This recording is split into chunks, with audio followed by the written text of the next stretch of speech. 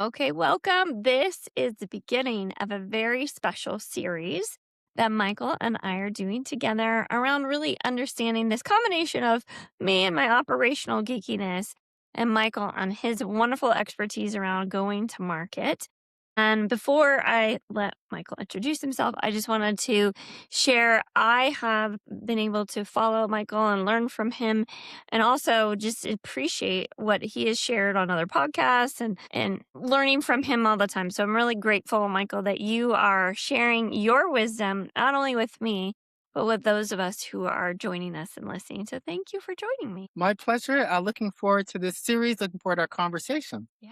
Well, we're going to kick off this series with a little bit of your framework. Before we do, though, I'd love for you to give a little overview of your background, your focus, and why we're Sure. so lucky to have you and your expertise to learn from. You're too kind, Jen. So, hello, everyone. I am Michael Haynes. I'm a business growth go to market specialist. My focus, my passion is working with small and medium and mid market B2B professional service firms and technology companies. So, the likes of your IT consulting firms, managed service providers, SaaS companies, ed tech, fintech, drone technology, all that great stuff.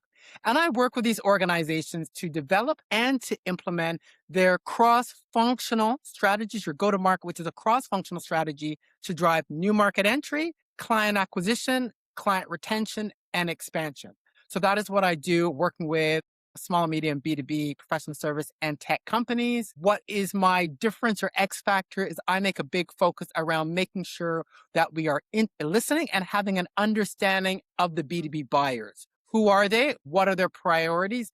And lastly, how they buy, because that's something that has changed quite a bit over the past couple of years. And you need to have an understanding of that to be able to develop and implement your go to market strategy, that cross functional strategy, again, to drive new market entry, acquire clients, get clients to stay and spend more, and to also be able to develop the right kinds of services, solutions, processes, overall client experience that your buyers and your B2B organizations are expecting and needing from you. We are already speaking to my heart a little bit with processes and cross functional and systems and all of these things. So I can't wait to dive in and hear a little bit more. But one of the things that I do love is that you have a framework. I love me a good framework. So I would love for you to just give us, especially as we kick off this series, an overarching understanding of your go to market framework that you Sure. use with your clients. I work with my clients. So again, Jen, this is your business growth go-to-market framework. It is a cross-functional framework.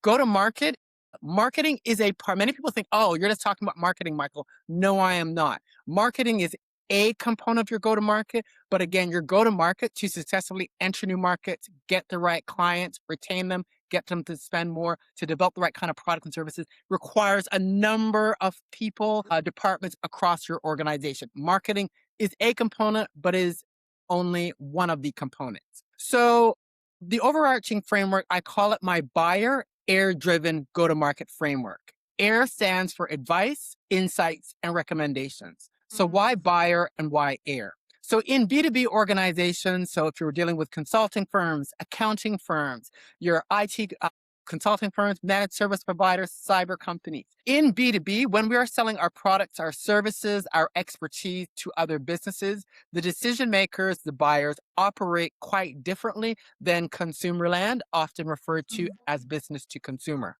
With business to business, there's often multiple decision makers, often across the organization. They have very specific priorities, requirements, and expectations. And specifically in the world of professional services, whether you're an accountant, lawyer, COO, operations officer, financial officer, if you're in IT, what have you, our folks are looking for expertise. Our decision makers are those that make the decision whether they're going to go with you, Jen, or some other COO.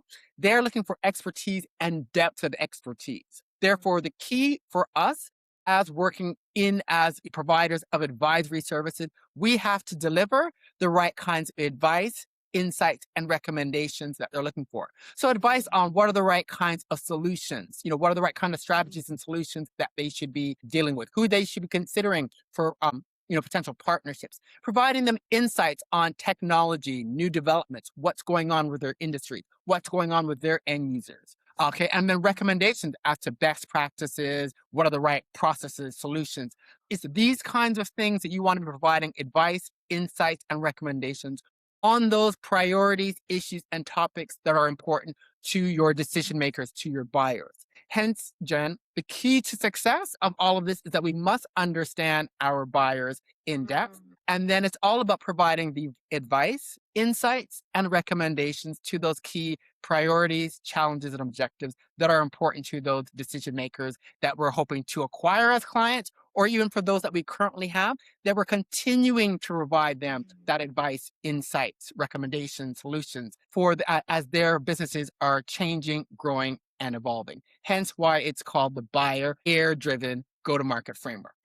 Air makes so much sense. I appreciate you keep bringing that to the forefront so we can understand how it plays in. I would love for you to talk a little bit more depth. I want to get a bit deeper in. Sure. We had talked about this buyer centric, and you're absolutely right. A B2B buyer and the different roles that they play within the organization has a different lens in which they're going to make decisions. But you also have some ways that can help us understand in terms of different pillars. So maybe you can talk about first the buyer centric approach, a little bit more of, just what are some of the different things people have to think about given that the buyer isn't as easy as you said with a consumer to business to consumer product. Great. So it's important to understand again when we're selling our products and services, and Jen, I know you've got your community of COOs when they're selling their fractional services to organizations. We have to recognize a couple of things. One, there can be multiple people involved in the decisions. So it may be the CEO, the business owner, but it also can be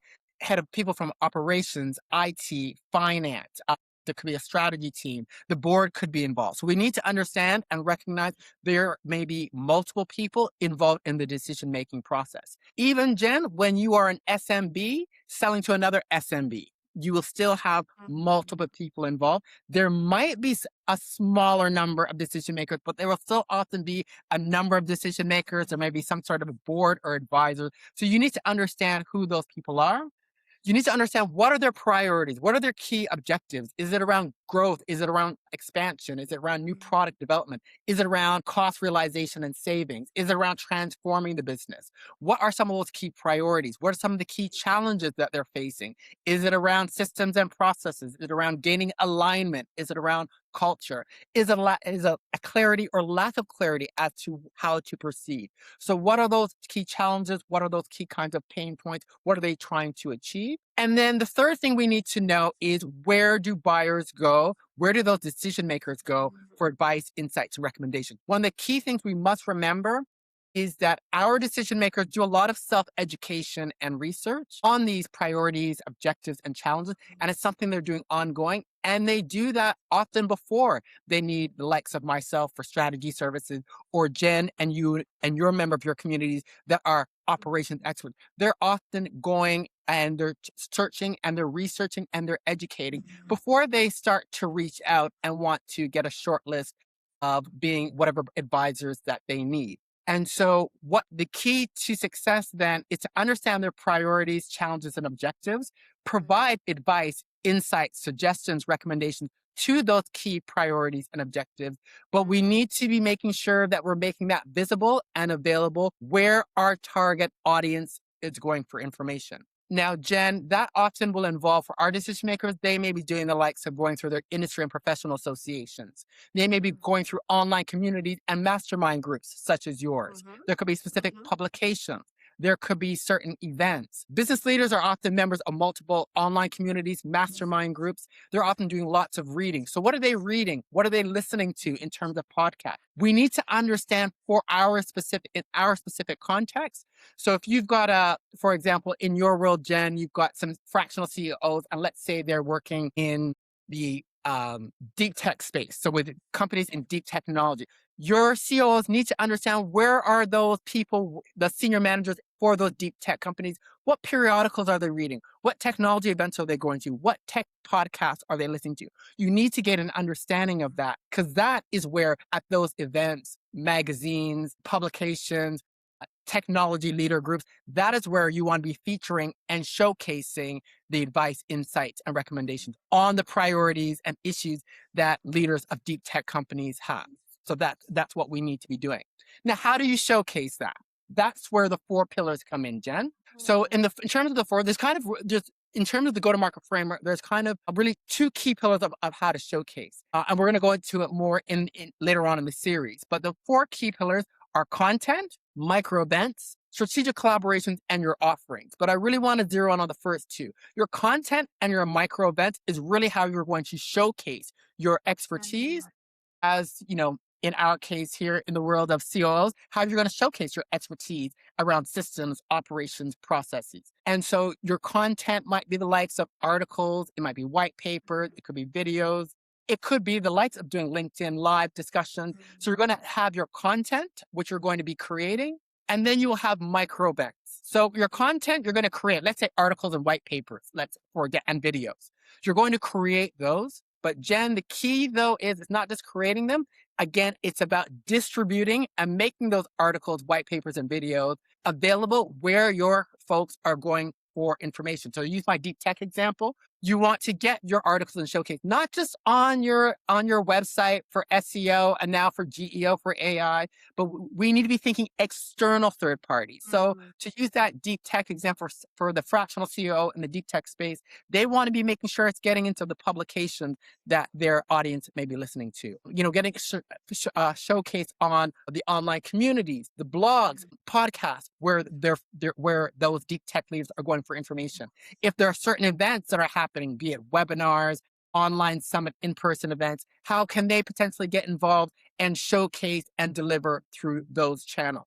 So content is about creating the right kind of content, again, on those key issues, priorities, and pain points, but making sure you have it visible in those various channels, which could be through your strategic partners, through online publications, through your blogs, your videos, etc., on those right channels externally where they go for information. The second part is what I call micro events, Jen. And micro events are those what I call your smaller events, let's say 2 hours or less, where you can bring people together because content and micro events go quite well. So that's your shorter events. That could be a workshop. It could be a live stream discussion, Q&A, mastermind roundtable. And so these shorter events, which can be done online or in person, online can work very well for micro events because many of our leaders, our targets are very busy. And, online allows them to be able to squeeze that, 70-minute roundtable in between their busy day of meetings. But your online events, like your, again, masterminds, lives, Q&A sessions, it allows you to demonstrate your expertise, but it also allows them to, ask questions and also exchange and interact with their colleagues and peers as well. So you can often use your content, Jen, and the themes of your content as the basis to hold a 60-minute roundtable session or to host a panel, have a Q&A, or make it for the basis of a LinkedIn Live or a LinkedIn Live in series. So I'm going to stop there because I feel like I've done a lot of talking and a lot of downloading. Any questions around just what I've talked about in terms of buyers, how they buy, and the visibility, and the two key of the four pillars, two key pillars to be using content and micro events, which we can go into further detail later on. And we will. And I'm looking forward to it as well. I want to, as we start to wrap up this first part of the series, I think what's truly strategic, and that's one of the things a lot of go to market or marketing is tactics. What I Yeah. keep hearing, which I really love, is the strategy and then the tactics. So the Yeah. strategy makes so much sense. Who are your buyers? Where are they? And what do they care about? Bringing Yeah. those things together through content and micro events as a way to have tactics to get in front of them. It makes so much sense. So I appreciate that overview, and I'm excited to dig into the next part of our series to go Yeah. deeper into these pillars. Yes. Thank you so And much. so you're very welcome. And in part two of the series, we're going to talk about how do you get that basis of understanding around your buyers and as well as the industries and the markets that you serve, because it's having that requisite understanding around your buyers and their key issues and priorities. How do we understand that? Because that will give you the basis as to what you need to be doing in terms of executing on what you're going to deliver on and how you're going to deliver. And we'll cover that in part two of the series. I can't wait. Thank you so much. And I look forward to having you join us again. Thank you.